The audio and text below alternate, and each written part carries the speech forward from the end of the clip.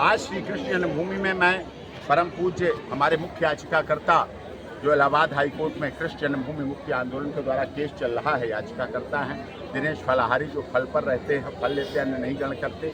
जून के महीने में देखो पूरे समय नंगे पैर रहते हैं, सर्दी गर्मी बारिश, उनके साथ दर्शन किए परम पूज्य माता जी हमारी और हमारे एडवोकेट साथी जो केस लड़ रहे हैं, उन सब ने यहाँ दर्शन किए। श्री कृष्ण जन्मभूमि साफ तौर पे दिख रहा है किस तरह से मंदिर के ऊपर ऊंचाई पे दरगाह बनाई गई, मस्जिद बनाई गई। इससे साफ जाहिर होता है लगे हुए दीवार के सटे हुए। इसका क्या मतलब? श्री कृष्ण जन्मभूमि है, गर्भगृह है, कारागार है, सातवीं जेल है, सब कुछ है, तो इसका क्या मतलब हुआ? श्री कृष्ण जन्मभूमि, श्री कृष्ण जी, सुदामा जी, बलदाऊ जी क्या वहाँ नमाज पढ़ने जाते थे?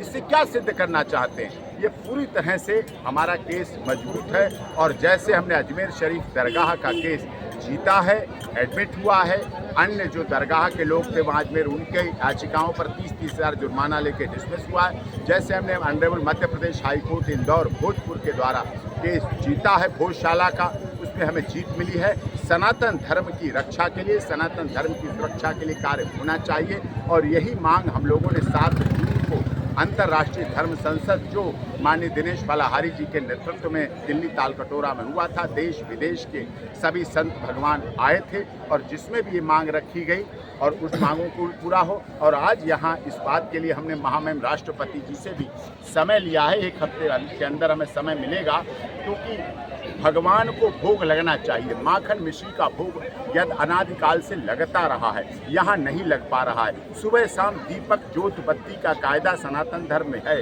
वो होना चाहिए। दीपक ज्योत बत्ती जले जन्मभूमि कर कृष्ण जन्मभूमि के वहाँ पर और माखन मिश्री का भोग लगे, इसके लिए हमने महामहिम राष्ट्रपति जी से समय मांगा है। 1 हफ्ते के अंदर हमें समय मिल रहा है और उसके बाद हम माननीय दिनेश फलाहारी जी के नेतृत्व में वहाँ हम जाएंगे और रिप्रेजेंटेशन देंगे और जो हमारी मांगे हैं कि सनातन धर्म बोर्ड की स्थापना होना चाहिए। कृष्ण जी की प्रिय रही गाय, गाय गंगा गीता गायत्री का समर्थन और सम्मान होना चाहिए।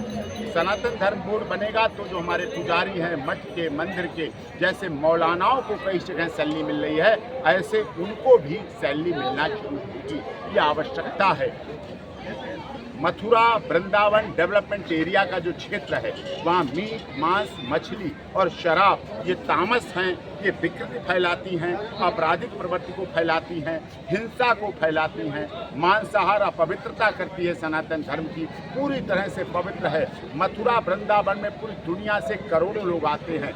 आज भी देख रहे हैं आप जून के इस महीने में 14 तारीख को जून के कितनी भीड़ है, हर तरफ से जाम लगा हुआ है। मैं धन्यवाद करता हूं उत्तर प्रदेश पुलिस का जो ये सारी व्यवस्थाओं को बहुत सुचारुपूर्वक चला रहे हैं, सारी व्यवस्थाओं को अच्छी तरह करें। धन्यवाद करता हूं योगी आदित्यनाथ जी को, प्रदेश के हमारे मुख्यमंत्री, वो सारी व्यवस्थाओं को खुद मॉनिटरिंग करते हैं और इसीलिए गाय गंगा गीता गायत्री का होना चाहिए। और जिस तरह से अब तो इस्लाम को मानने वाले जो गाय का भक्षण करते थे, अब वो भी कहने लगे गाय राष्ट्रमाता घोषित होनी चाहिए, सनातन धर्म बोर्ड का स्थापना होना चाहिए। मथुरा वृंदावन डेवलपमेंट एरिया में मीट मांस की दुकानें बंद होना चाहिए और इस तरह से इस देश के, दुनिया के सनातन धर्म लोगों को भी अच्छा लगेगा और पुण्यकारी। आपने कहा था कि कन्हैया जी को माखन मिश्री का भोगना चाहिए, दीपक जलना चाहिए, तो किस जगह पे आप भगवान श्री कृष्ण के मंदिर में या कहीं? नहीं, मंदिर नहीं, जहाँ असली गर्भगृह है, जहाँ उन्होंने जन्म लिया है,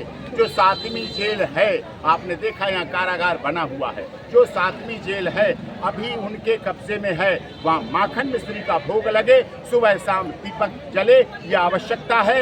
ये सरकार से हमारी मांग है, महामहिम राष्ट्रपति जी से मांग है और इसके लिए हम माननीय जो इलाहाबाद हाई कोर्ट में हमारी याचिका चल रही है उस पर भी हम याचिका लगाएंगे महामहिम राष्ट्रपति के निर्णय के बाद।